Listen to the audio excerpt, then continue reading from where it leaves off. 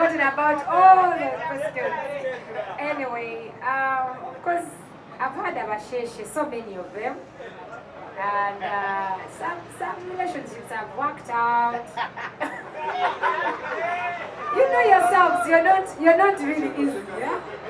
But then you never know. I don't know what God has for me or what Namsheshe for me, but definitely I would wish for Amsheshe because I'm so loved from this side. Sina region is Sina Kunjagalanga Mbarara. That I know. Shisha is taken, you people.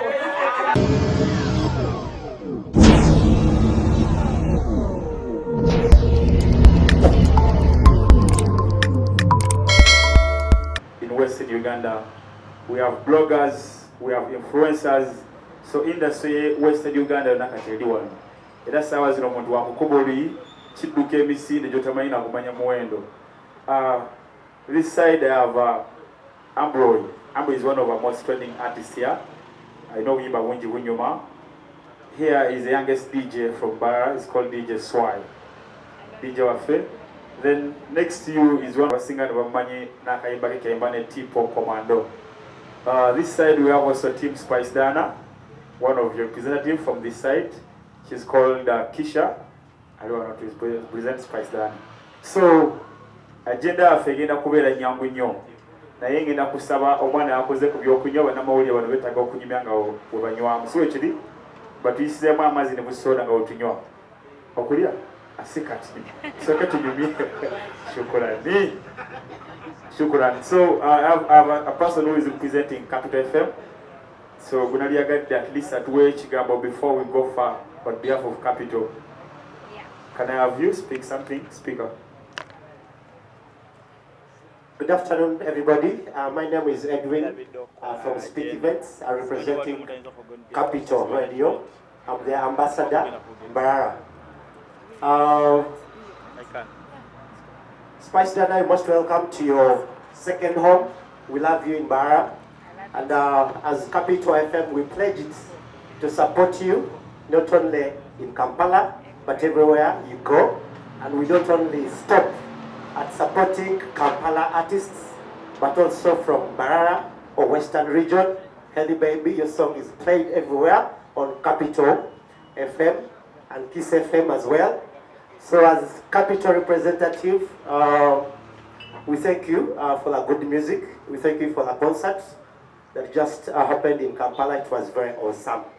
And on behalf of Speak Events, I have a question for you. Yes, you gave it all. We saw the production in Kampala, it was on point. And the hype was very big. It's like the hype in Mbarara is not that big, yet we have only 2 days to go. And we are in January. What are you going to do in 2 days with your team to make sure you pull up the crowds? First of all, you're in a bigger venue. University Inn is not a joke. It's actually one of the biggest venues we have in Mbarara. And we have 2 days, but the hype, tenabera, you know, waguruguru, eulaulamo. And then two, you used the arts events. That production was really very nice. It was amazing. And performances. What do you have for us as your second home? Mbarara is probably second biggest city after Kampala. We also expect really such production. Thank you very much, and we wish you the very best on behalf of Capital Radio. Speaker Kutenga Zaman Nonga. Eva machi atuvuga mu speed. Agenda yoruka hii agenda first. Iyo buzo. We're supposed to have questions last. Kwa kado cha chiruyo muunda kujanda nekuwaza kachihuza. So thank you so much, Speak Events. We're supposed to have MTN, but I think they will find us on the way. And of course, me MC Kachechi Mwana Mumanya, their team, I'm not one is Spice Dana, so I'm going to take this opportunity. I think Zagamako Munyambara, Zagamanka team, source management, Roger Ampo Monimo, you know, is a spokesperson. So Wabatali, what they were really at the spokesperson, Wabera. So on behalf of source management, first and foremost, Moku Garuzaman, Wagira Spice Dana, Gavanyambara, Mumagadenyo. Nadia Kampana Lava Mbarara never joke Wagira put it over. Me, I was there, I worked on that day, nange nali omu ku ba MC wa stage ninkola omwana wemba ne presenting ya space yagamba kachecha alina okubeera ku stage eyo baliwo ba MC bangi abanene babagamba kachecha alina okubeera ku stage eyo kole and I represented you very well and source management ya organizing event nungi nnyo fe abaliyo twali kinabe ndi stage kabagambira but right now nyo team Kampala and Los Angeles cause kandi stage nerewe kanka Los Angeles so source management yakola show nungi e Kampala production was good security was good mawuli yakwa abantu abalwana bakola ki bena byagenda bulungi and we expect to do the same in Mbarara. The reason why Spice Dan is here is to let you know sikulimba sikuchi Saturday ali Mbarara ku University Inn. Yeah, of course ebisinga genda byogera byonna naye on behalf y'Ankole Munyambala ninga source management ndia kubeeta olwa mukaaga mwije muhajire mwana witu Abasheshe. I was talking to one of the organizers of events in town bamwita Gonzaga nangamba kakawala kaina art mungi nnyo stage gye watukolera Mbarara yasembayo yayitebera Ankole Mbarara yalina biscreens bichinga tayina kontundubaale nga nnungi nnyo kati yalabe Kampala n'agamba ndozoba katagenda tukolera Mbarara toka predicting akobo oli awolola kabasuddeko ekintu so Mbarara kulinze they are very eager, they are waiting, they can't wait for Saturday to come and support you. Of course abadde busy nnyo naye yagambye mu press conference zengenda okuddamu okukola apart from Kampala ngenda kukola Mbarara so tukikubira engalo z'amaanyi abadde so alina Mityana alina Ruwel naye yagambye press conference zengenda okukola just avuze emmotoka ave Kampala ajja akola press conference amaladdeyo. This is how blessed Mbarara we are. Ate ne Spice bali nnyo kutwagala ng'Abanyambala otufuddeko nnyo ndoza muyimba so sendo tuwa kola bate n'agipushinga say musibiri you've seen the Abasheshe. It introduced our boy to so many other media platforms that between you Spice. So for us on Saturday we're here to give you back, support you because we love you. Abanyankole bakwagala ati no bakumanyi oli Munyankole oli Abasheshe. So on Saturday be rest assured that tugenda ku supportinga tukola bomukwano. So at this moment njagala kutwala kakisa. I give 1 minute to our artists or 2-3 minutes but really what they expect from them. So we're going to talk on Saturday and what does it mean to be on the same platform as Spice Dana on Saturday. Thank you. Let me start with Ambroy. Yeah. What's up? How is everyone doing? Yes, sir. Saturday is going down most definitely. We're gonna have so much fun to Mbarara in. We just need to tell you people to come through because this is the first of its kind, and Spice Diana, judging by the kind of concert she had in Kampala, you can only imagine what to expect when she comes this side. So I feel like there's really so much to watch out for this Saturday. I'm gonna be there. I'm gonna give my all because, like I said, it's a very big day for Spice Dan and for the music fraternity in Western Uganda. Spice Dana has been one of those artists who hasn't been very forgetted, basically. She has given so many of us platform. I say so many of us because if Reggie blows up in Kampala, partly it also helps me. So I feel like we have to give back. I'm so happy to be a part of all this. Yeah. One love. Yes, sir.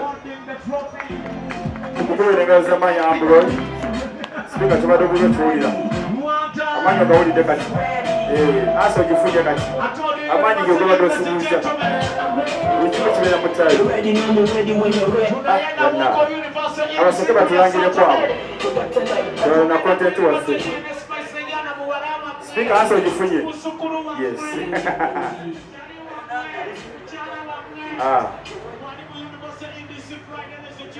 aso gifunye eki mukyala w'Abanyankole bonna. Okay. Munamawuli angambye omu because we need to know. Ambula atuwemu akapera katu part of any song of his. Then tubereze musula Spice ategere abayimbi balina waneno. Abamanyi ennyimba olumu nga tamanyi mbuyono. Okay, no. Okay. Makapera kayi. Yeah. Say I want to party con caca sente ne cache nida golon. ezomutere kibino mutwaro zikunganye zone. Yes, Saturday is going down with Spice Diana. You know what it is. Amba nateke uri Nyankole. Bwenda muri Nyankole. Yes, orwa mukaga nduko batulia bara iyi ninduko batadira umwana with Spice Diana. Yeah, she's not the best hano but she's still one of us. So timina tumahadire. Yes, akatuwe yotwe. Yes, tell her your thing. Oh, Nyankole wafuna take out. I told you this Saturday, Hey baby. Mukuba nyo. Wama akomi wano n'abaana akomawo. Kale tukitegedde akoze wamesa sule. Hello everybody. My name is Haley Baby. You can remain seated because Okay. I'm Haley Baby from Abasheshe. I'm an artist. I'll say thank you, Mbarara. I'll say Mbarara is another home away from home. Thank you for always welcoming us.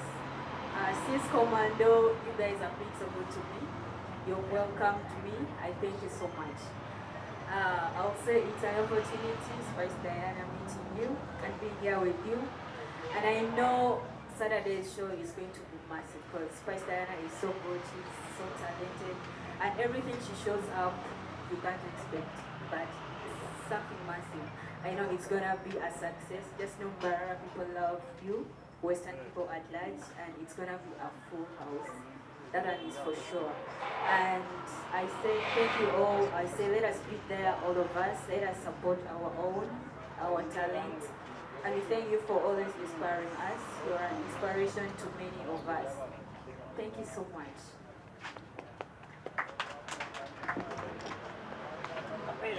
Eddie, we need commando song, Capella. Okay, let me be your commando. Commando, I'll be your ninja. Your sexy ninja. Let me be your commando. Commando, I'll be your ninja. Your sexy ninja. Twagala party y'olukonjo.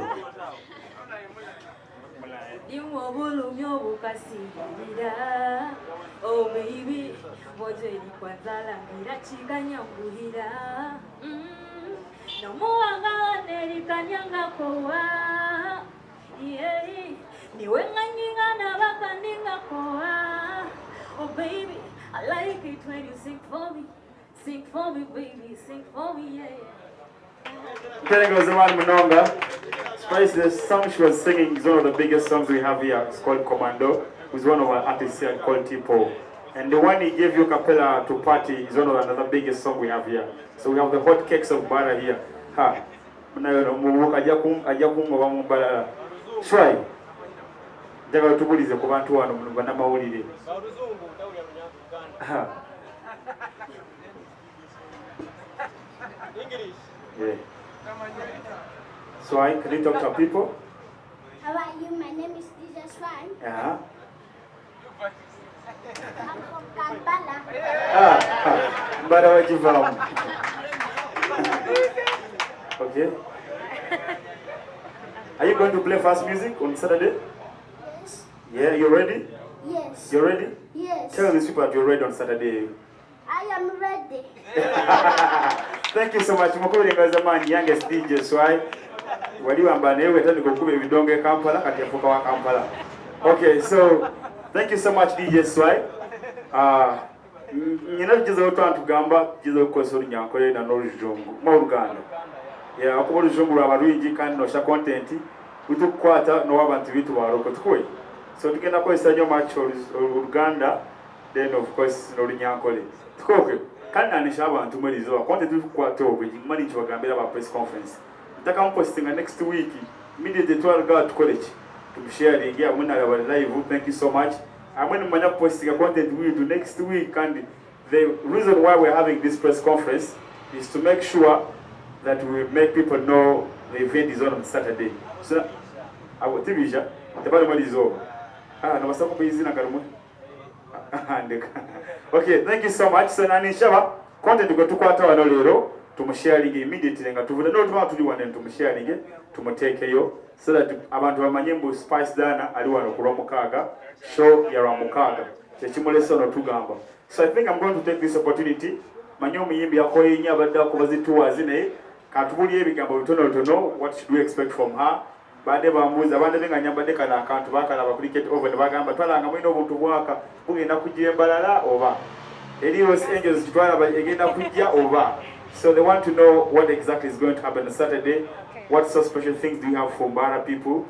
Sure. Maybe abezo kwagala tugamba. Then after that nza ku receiving ebuzo kyanyu ko kibuzo basically about the show on Saturday. Wagala okumubuza ebirala tujafuna maybe a moment on one, but for now, for this coverage, let's talk about the show after her. Is that okay? Yeah. Allow me to welcome Spice Dana speak to us about the show. Thank you. You're welcome. Thank you so much, Kacheche. It's okay that I'm banning kuja. Thank you so much, Mbarara. It's my second home that you know. Era sina wantu wala we feeling comfortable. Govude Kampala Mbarara. It is my other home and it's buli wenzija wano puliranga ndi waka. Kubanga omusayi gwasimawo. So ndi musanyufu okubanga ndi wano namwe mwenna abalese whatever you were doing ne mugamba katujje for Spice Diana. Thank you so much. I didn't expect to find okay, so expect the best show in Mbarara. Kubanga ebisinga byeyogerera. It's not my first concert in Mbarara and you've seen what we've been doing. Era njagala okwashuring all my gadgets nti weekend eno Saturday it's going to be ekintu kigenda kuba kyanjawulo kigenda kuba kirala nnyo ku University Inn teri kulanga kulala. If you know about the event tegeza muno, it's a confirmation teri kwekyusa. When it comes to stage lighting, expect stage etagenda okugwayo so that you are assured ate mumanyi wetujja tukikola.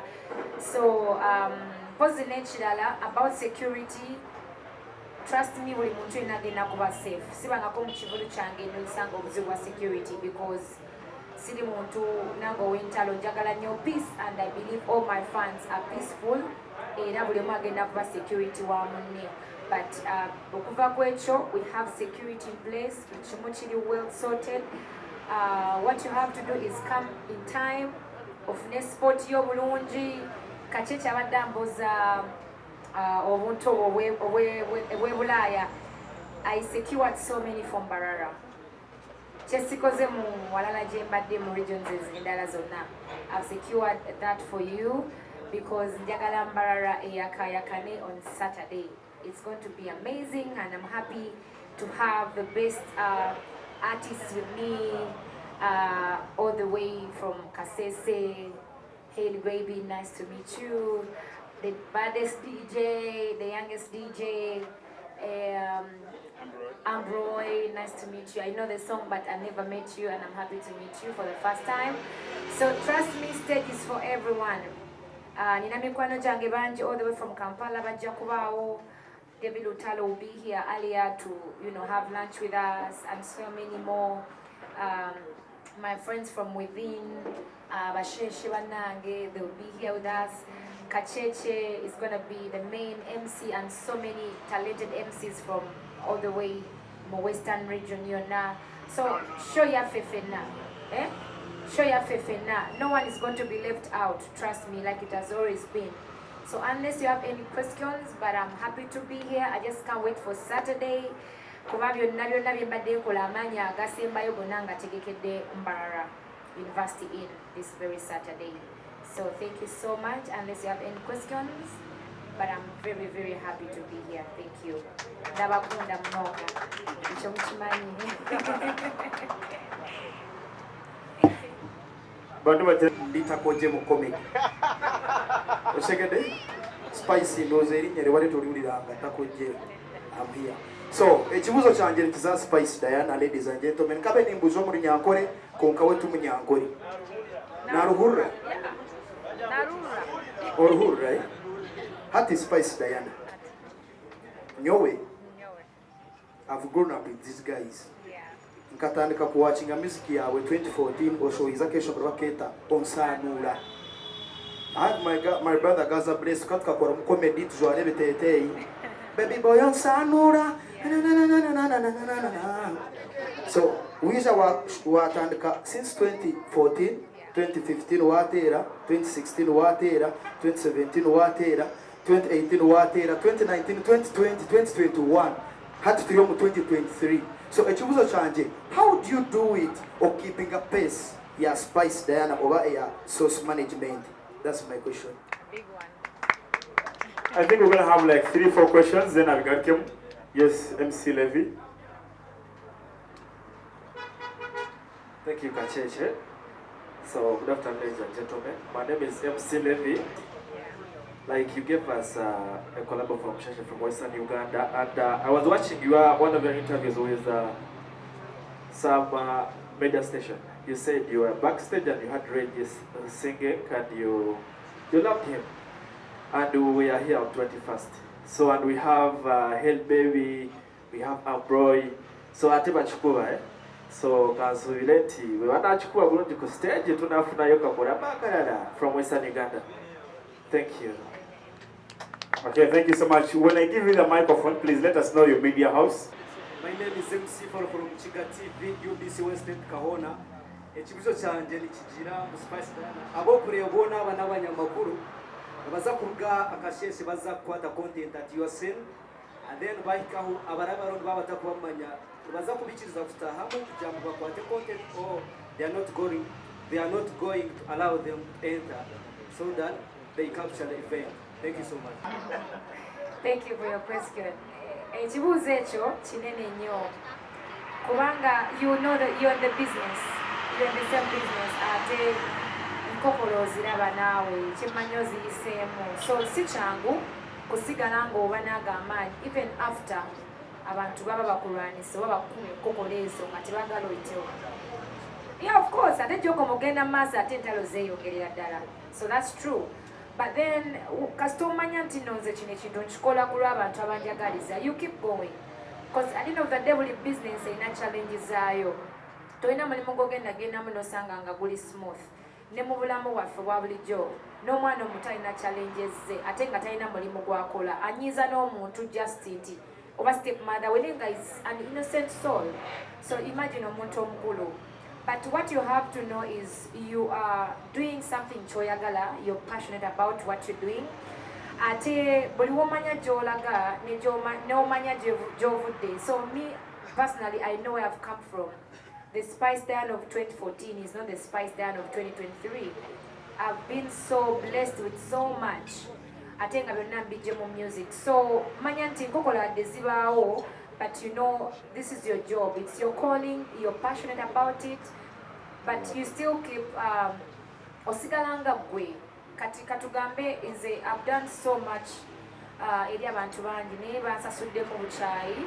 Tekitegeeza it's going to change my heart, it's going to change engeri enkolamu ebintu byange. I just keep doing me, I keep doing kyempulira kyenjagala nga nze, because nina abanzikirizaamu. Probably you wouldn't be here singa mbadde muntu mubi. You would say kansigale waka.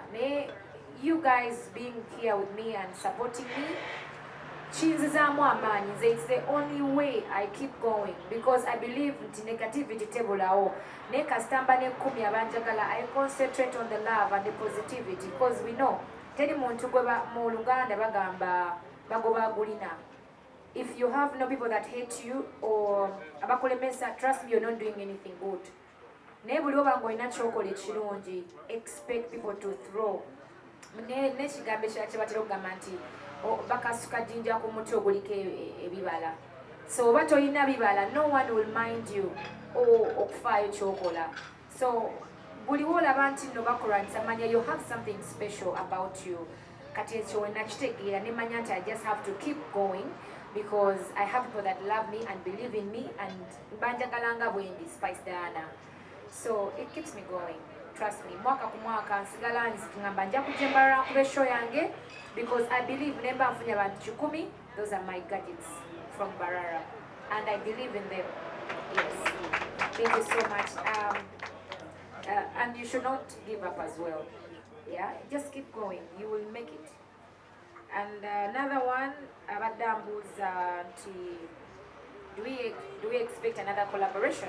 Yeah, we have a song with Kacheche Yabala, but we just released it but you know, we've been pushing the concert and stuff. We shall keep pushing it more and more. Atele nyimbe nyingi zijja kubanga Mbarara has talent. I know I've heard about his music, but I've never met him. So Mbarara is blessed. I mean, we've taken over all over. When you go to Kampala, there is Mbarara in Kampala. Everywhere there is Mbarara. Trust me, one of the songs Zogen and Oyimba in Northern Uganda is Abasheshe. And they will sing word by word, meaning Ankole and this language is very strong. I think it can do a lot of magic. So expect a lot more collaborations. Me and our artists from Mbarara. Spice Diana. We shall have more hits. Spice Diana and other great artists within the Western region. Thank you. And it might be her, you never know. Actually, I want to work on something with a lady. We'll see what can come out of it. Yeah. So another question was how people gain from the event, like something. Okay. Onkuloyo, I might not explain in depth about the concert zange. Because bulyajja ina kyava wafunye ebimu simanya nako. For example, omuntu ajja n'atunda ku mulyango ebyokulya biki tulina gwe tugaana kola, and you might not know how many people have come abali part of the event. Atunze obutebe, atunze amazzi, go at the platform. You might not give them money at the moment, but you know there's a platform for that person. Ayinza obutasigala kyekimu. But then Kacheche, before I leave here, I won't even look at the concert, at the event. Njagala Mpeyo Foundation yemu. At least let me go pay a visit from within Mbarara. If you want to escort me, we can go together. Naye njagala Nchaleyo Foundation yemu. Or baba na bonna bemumanya abataliko mwasirizi, and at least I'll leave something with them. Not even from the concert, but from my pocket. I want to do it today. Thank you so much. Before I leave Mbarara. Basically, my charity work is not based on concerts. Normally, what I do, TV basing up concerts, but always niwembanga nkoze charity today. Omulimu gwange kuyimba manya nti akasente konna kenina akajja mu music. So wembanga I'm giving back right now. Maybe it is a concert for Cricket Oval, or it's a concert for last year.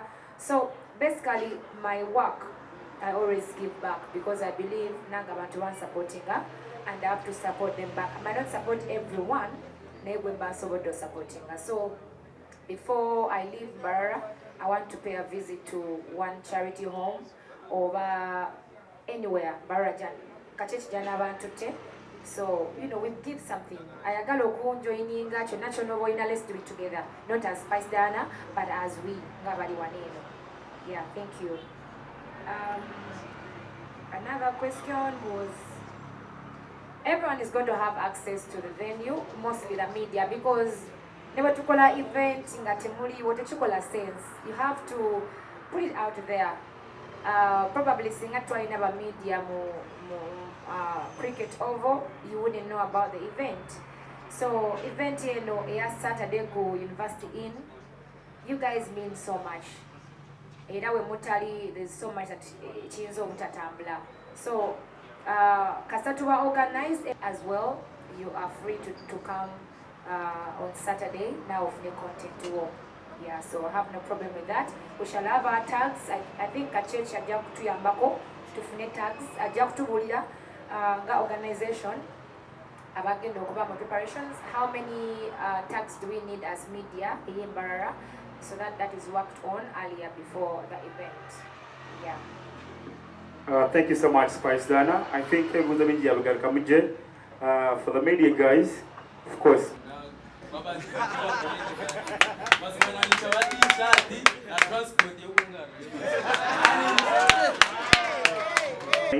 Then for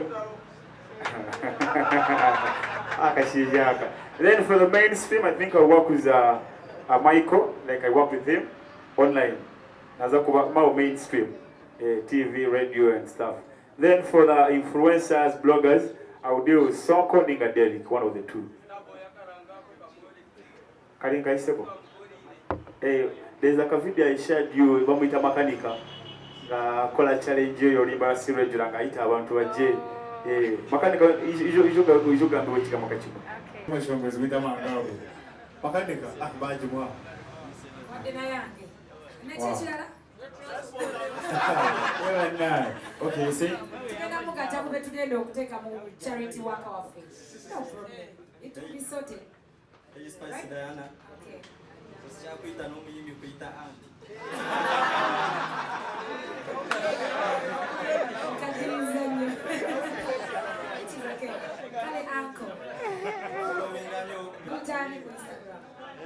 Following the cat now. MC Aaron. So, okay, Instagram.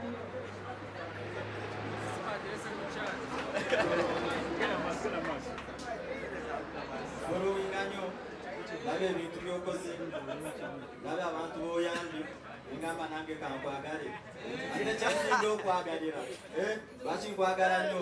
Bakuba naffe oyagala omwana waffe n'omusika Cheche Starboy. Nange munfunire t-shirt. That's what those are Nangi Nyangolum, somebody can among us. Okay, in a funny with the Langabina, then Chica TV, okay. So stop because of time. What plans do you have for Mbarara? Alright? Then another thing, teenage Zibuchava and Tokwagara stage as MCs on Saturday. Mutakamba and spice in the water upper stage, Ninafuna and the Vekacha stage. Stage. So what we in a budget because I heard there was a crash between the like of NTV and teacher of Bukede. Around your big stage. So I hope if your budget has not on a stage you because they want to use the stage as an opportunity to rent. So what those things don't give them a stage. Those are my concerns. Barindos, I didn't actually hear about that. Well, did you hear anything about MCs fighting for the mic? They didn't fight. I think those are Kubanga Valley started with stage. Anyway, the stage was very, very nice. Everyone wanted to step on the stage. There was a chovola bantuwali wonyo okusikomuguwanga buli omu ayagala abe ne microphone, which I did not really, pay attention to. But a concert like that, Sina MC Baira Gwena Sasula, because most of my friends, Basala Onibanga Spice, on this day together to supporting it, because you saw most of the artists background tables. Nebajanga tebaze kuyimba bo bagala kubera mo audience go supporting. So event like a concert, you find your fellow artists don't even want to get paid to perform because they feel like that's the only way they can pay you back or be there for you. So normally, unless otherwise, but abantu abasinga betukola nabo ku concerts baba bazenga, they want to support you. Mbakulimbyo gamanti Kacheche namusasula to be on my stage at Cricket Oval because we are family. I paid him but a concert is like and then he talked about artists. A concert like I had at Cricket Oval, it wasn't anything like about any other artist being on stage. It was about me. Chovola Batinembolango Balanga Spice Diana, not any other artists. Era abalabo n'abajja okunyimbirako, the ones I had collaborations with, abalala both they wanted it. Abalala they bought tables to just be in the VIP to watch me. So omuntu yenna abayagala, for example, to see variety of artists, abajja kulinda ekivulu kya radio kyetera okuba nakyo ekinene hero. But a concert like Spice 11 concert is basically about me. Era that's why tisirangako muyimbi bulala okuleka mikwano gyange balina time nagamba nja kuyitawo, let me come and celebrate with you. So tekibako guarantee mbu ABCD artists have to come. So for that I want to make it clear. ate ojja kwesanga ng'omuyimbi yaliwo ku cricket oval then nga taliwo ku show y'Mbarara. So you have other people come to, you know, support you nagamba Spice, like the Madot and Chico be like Spice katujje bane tukubererewo, because that's what friends are for. Like tukumukolo nga concert is when you need all your friends and family to be there for you. So you don't expect me to go asking and paying artists, because wosala osasula abayimbi, we are very expensive. Tosobola sasula each and everyone. It might cost you so much. So for that, it's basically Spice Diana live in concert. The other artists that will come will be my friends, and of course different artists, but it's basically about me and my fans in Mbarara. Yeah. Okay, thank you so much. Nje with the video come, yes, I'm coming to you. About the time, of course, from Mbarara, we never had an issue of time, because the really munyo bukodyo. Bidi bibamo bukodyo eri Kampala wajja kugamba we have abantu basuze ku hotel next to cricket oval, they tell you time, ne bichuka mu later, you know, there's so much of drama, there is politics. Kwetasobola kunyonyola, but Mbarara is always like, you know, party. We can party till morning. But trust me, we are good when it comes to time in Mbarara. So don't expect anything like would they. And I'll be on stage as early as possible, because I have so many songs to perform. Yeah. All right, thank you so much, Spice Diana. Let me have like more 3 questions, then we call it a day. Okay. Thanks so much, Kacheche and Spice Diana. We know. We well know streams is after one know due to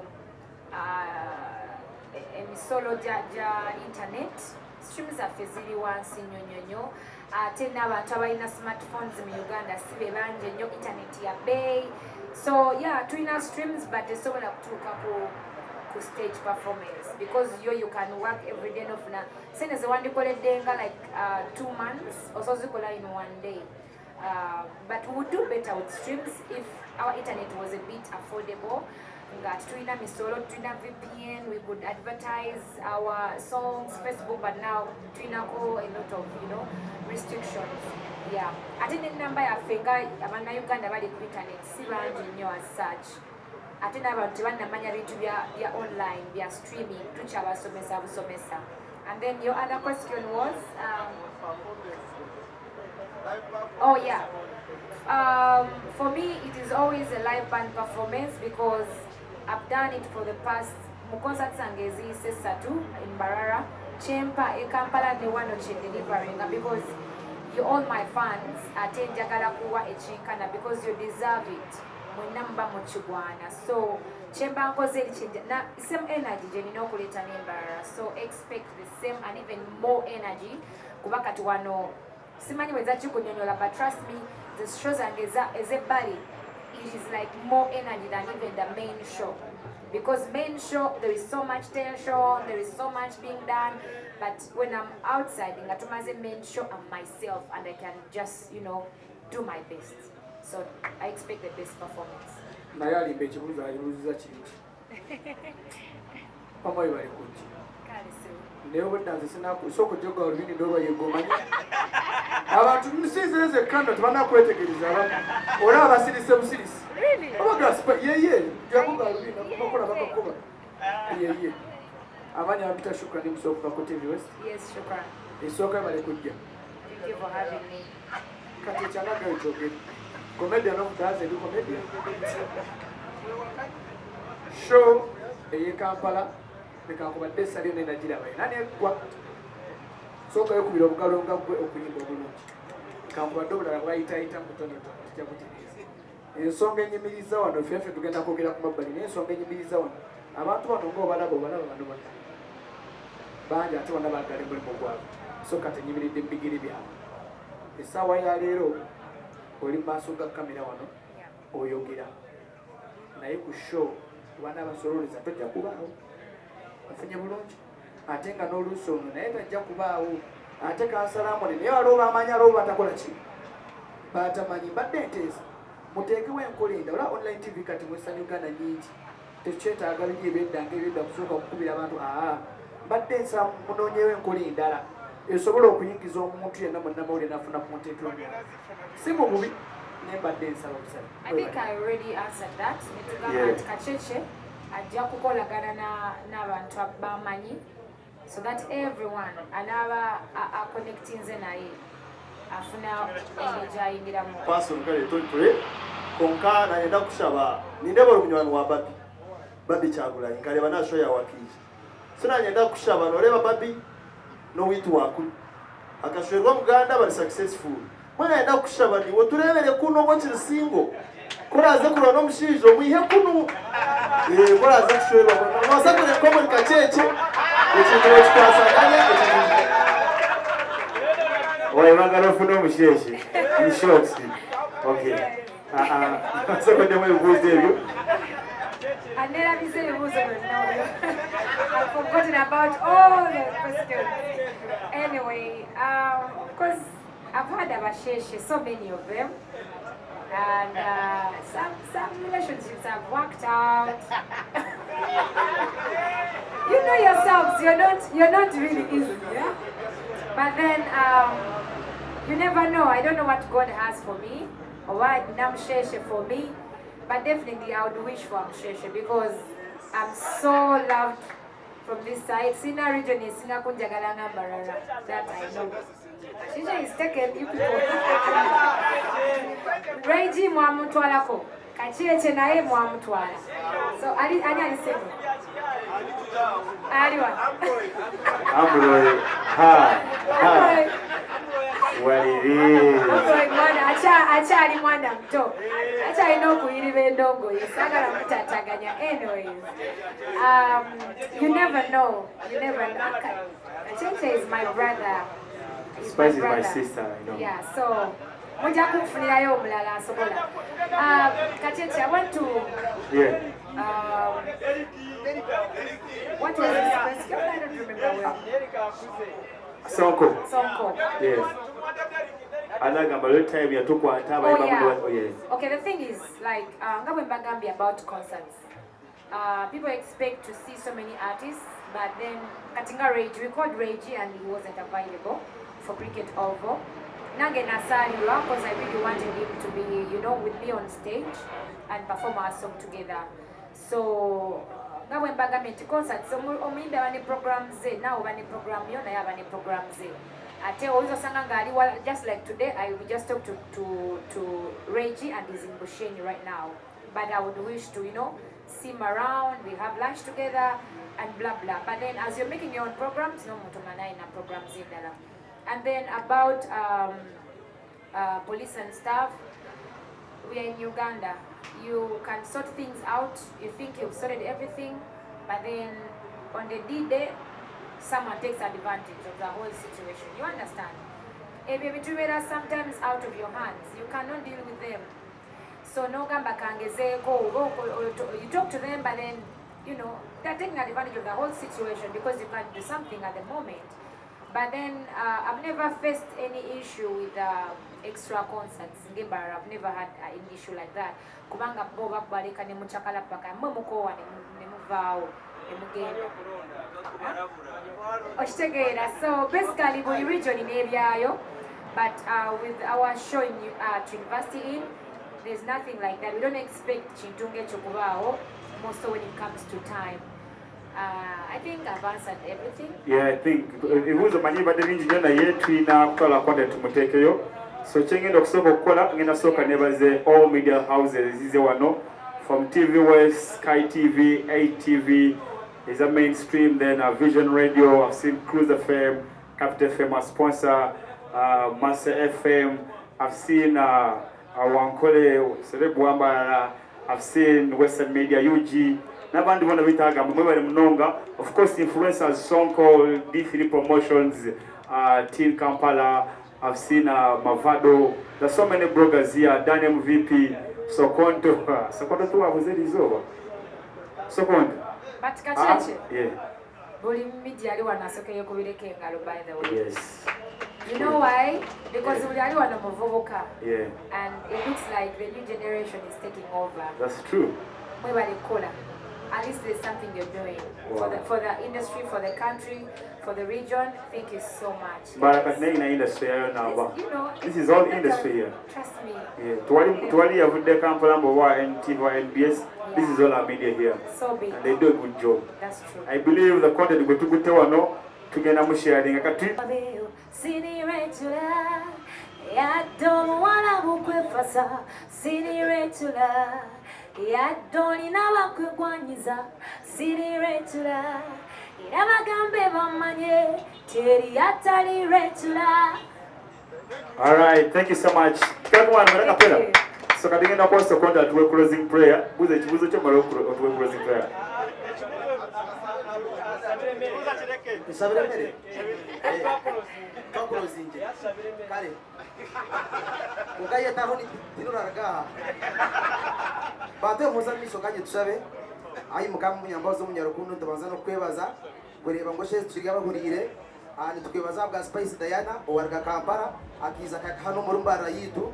Arije nabiza nabo icyo twebariza ikindi mukama tukwebaza abantu bona barya tukwebaza no mutumba fe musika cece abo kugira ngo natunganya twena atusiye abantu turantuye gomba mukama uhebwe shitinisa ebyo nashoboza Yesu Kristo omwana wa ruhanga jota amina igenda mbere ati icyo mutumba mcharganga ayima. Okay, thank you so much. Tugenda kwa kati tugenda kufuna mu kifani cy'abayimbi wano mukama satu bana ne team of Spicy then otumala Spice ogenda funayo a few interviews at TV one-on-one if you have that time. One-on-one. Yeah, sure. For now katufuneyo ekifanani ky'abayimbi bafunemu ekifanani n'omuyimbi then after tufune one-on-one then tulabe kidako esigadde bana ekonde tumusharing effenna and of course otumala bulumai no mukisa okufuna n'ekifanani ne Spicy akiposting. So for now let's have a picture there. Timile basatu awo bana. Can we stand?